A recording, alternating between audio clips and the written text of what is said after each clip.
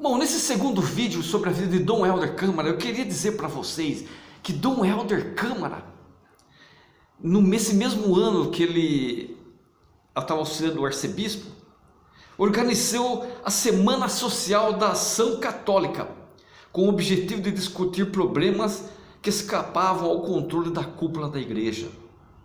Em abril de 1952, foi sagrado bispo, por isso que era o bispo Dom Helder Câmara, bispo, e atuou de maneira decisiva para a criação da CNBB. Vocês sabem que a CNBB teve a mão, o toque na organização pelo Dom Helder Câmara.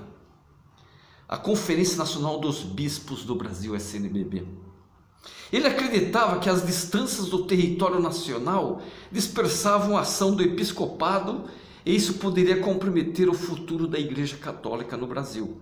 Achava necessário, portanto, criar um secretariado nos moldes da ação católica brasileira, para discutir tanto questões religiosas como questões temporais, que ultrapassavam o limite das dioceses.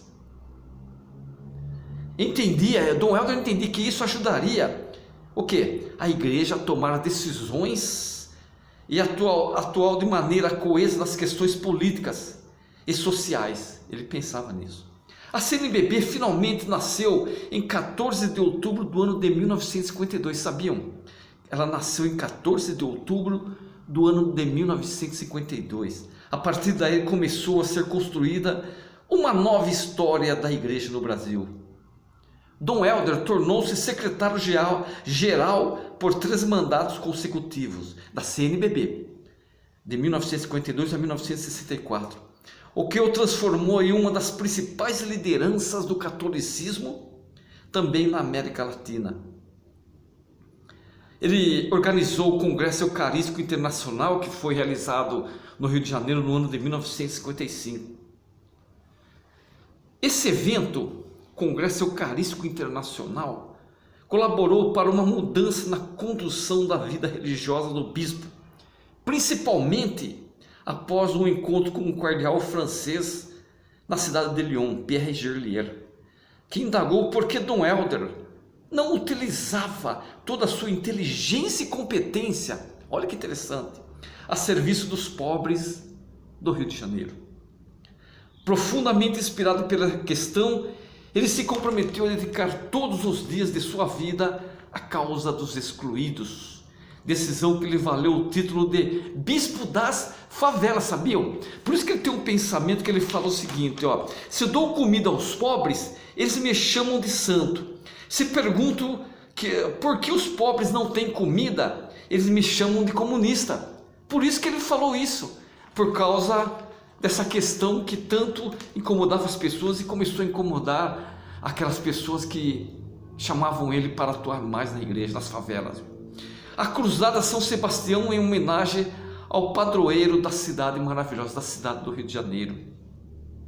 Dom Helder, porém, não continuaria no Rio de Janeiro.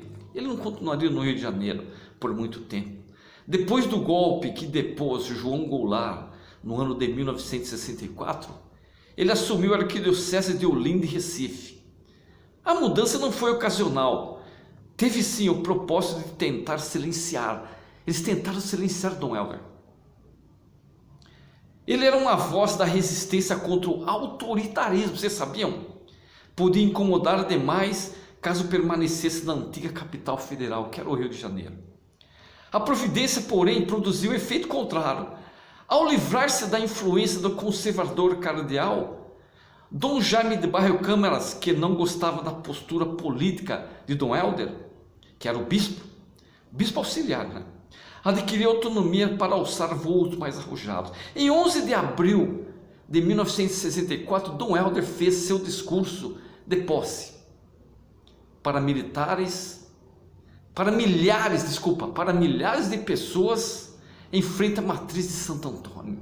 Reuniu milhares de pessoas em frente da matriz, ele fez seu discurso de posse. O recém-empossado reiterou a intenção que ele tinha de trabalhar para os cidadãos sem discriminação de credo e ideologia. A semelhança das iniciativas que liderava no Rio de Janeiro, Dom Helder criou em Recife. O que ele criou em Recife? um projeto de ajuda às vítimas das enchentes do ano de 1965. Lembra aquelas enchentes desse ano, fatídico ano? Dessa ampla campanha nasceu a Operação Esperança, entre aspas, Operação Esperança, que se transformou numa entidade registrada em cartório e que ampliou sua atuação para as áreas rurais. Graças a esse trabalho, a Arquidiocese de Olinda e Recife se tornou conhecida no mundo inteiro. Bom, embora houvesse proibição à mídia de repercutir suas ações que Dom Helder fazia, que eram muitas, Dom Helder ampliava sua notoriedade porque era uma referência naquele período de silêncio forçado da sociedade, o período militar. O confronto com os militares dava-se no diálogo, no processo de conscientização e na pregação da paz. Não foi por armas, foi por isso. Essas foram as armas que Dom Helder usou, não foram outro tipo de arma. Ele era perseguido também porque se recusava a participar de eventos para os quais o regime militar buscava respaldo nas lideranças da sociedade. Em carta a amigos, escrita em Recife no ano de 1967, relatou que fora procurado pelo general comandante do 4º Exército, que vinha com um apelo de amigo para que ele celebrasse a missa de 3º aniversário da Revolução, o qual ele não quis.